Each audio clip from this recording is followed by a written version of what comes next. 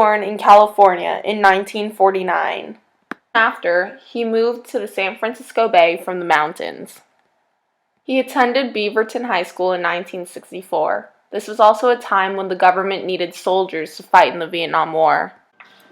Oh, when I was in high school, it was federal law that when you turned 18, you had to sign up for a draft because in those days, the Vietnam War was going real strong in 1965 and 66. Can you even imagine that? Chris was only a senior in high school. LB Johnson activates this draft. You only have 2 weeks left till LO graduation, but instead, you gotta report to your physical, get blood drawn, and take tests with 50 other guys your age to go into war. There wasn't a volunteer service in those days, so the draft took care of that. In 1968, Chris was drafted, and the lottery took 2 years after that. Yeah, so if your lottery number was high, like 250 or 360, you were probably lucky that you weren't going to get drafted. My brother, who's a year and a half younger than me, his number was 280, so he didn't have to worry about going to the military. What number were you? I think my number was either 150 or 160. Chris and the rest of the guys had 3 options: go to the Army, somehow get a draft deferment, or leave to Canada or Mexico, and then the FBI would be looking for you. Chris chose to go to the Army in 1968 and trained in Texas. How could people get a draft deferment? A lot of the guys who were drafted into the Vietnam War were probably your lower class or middle class guys. The upper class, they were able to get out of it somehow. The military did not only consist of white people, but there were also a lot of black folks too. Thus, there was a lot of racism. Chris explains how racism was something people just didn't know about, but happened because that was what the world was like. There would be brawls between blacks and whites. I had to patch up those guys after fights. Busted beer bottles, broken overheads, guys with broken noses, busted jaws, fractured skulls. Racism was not the only problem in the war. Alcoholism was a huge dilemma as well. These soldiers went through a lot and resorted to alcohol to fill the void. Some were put on tranquilizers to stop drinking. Booze is cheap in the service. Bourbon costs only $5. Cigarettes only cost 25 cents, so that too was a problem. As a medical corpsman, Chris was part of a medical support group for Vietnam soldiers in Missouri. This was also the time when we were playing a Cold War with Russia.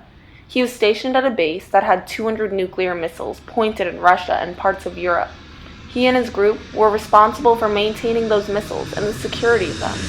When soldiers came back from Vietnam, however, he worked on patching them up and taking care of them. I remember when pilots came to our base to refuel. Supply tankers would come here and occasionally would carry hundreds and hundreds of bags of blood. And I remember one time they asked one of the men to go out and check the refrigeration unit to make sure the blood they were taking to Vietnam was okay for the soldiers there. First seeing blood packed in such a huge amount, it was humongous. And the aircraft was really ironic because there were cannons and stacks of bombs and machine guns. And here there were this life-saving big huge box of blood and all these other items around that were made to destroy. I stood there and looked around and said, I just can't believe this. As one can see, the Vietnam War changes an individual. Chris never stepped on the war grounds, but just the bags of blood made him sick. It is unimaginable to think of these young men having to learn the capacity to kill and watch their friends die. So how did you personally react to seeing all these injured men? I'll give you 2 examples. One was a Marine. He lost his arm in a bullet wound. He showed me some Polaroid pictures over there that were very disturbing. And what they were a string of Vietnam years that he cut off who were killed by him. They were professional soldiers that liked killing. But he bragged about that, and that made me not feel really good about that. Chris was very disturbed by the loss of humanity this soldier had, but he also explains another man on the other hand of the spectrum, a medic like him, who tried to take care of not only the soldiers, but also the local people, the sick Vietnamese.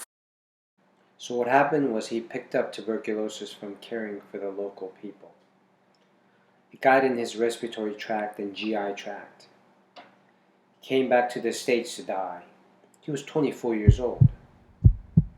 I took care of that guy till he died. Matter of fact, I tested for TB positive because I spent so much time caring for him. Our protection mechanisms weren't that good in those days. When you guys came back from the war, what was it like? There was no breakdown or rehab for these poor guys coming back. They killed 6 people earlier, these Vietnamese, and now they're walking the streets of San Francisco. It's a real reality shock. The value of life in Vietnam War was nothing. American life has a lot of value for human life. That's not the case in Vietnam. Life was not worth a plugged nickel. So how has living through the Vietnam War contribute or shape your life today? What I did was I turned it around and made it work for me. You know, as far as controlling the stress and using educational funds to get an education, a lot of the guys didn't use that money for that at all, like buying homes or for education. And I said, well, that's ridiculous. So I did something about it. What it did to a 19-year-old, I was 18. I haven't even turned 19 when I was in boot camp. I turned 19 in boot camp in October 1968. It made you grow up real quick. I became an adult in literally weeks. You know, the days of cruising around in your car on Saturday night in high school and going to the dance and the football games, well, that all disappeared in the fog. It was a reality check.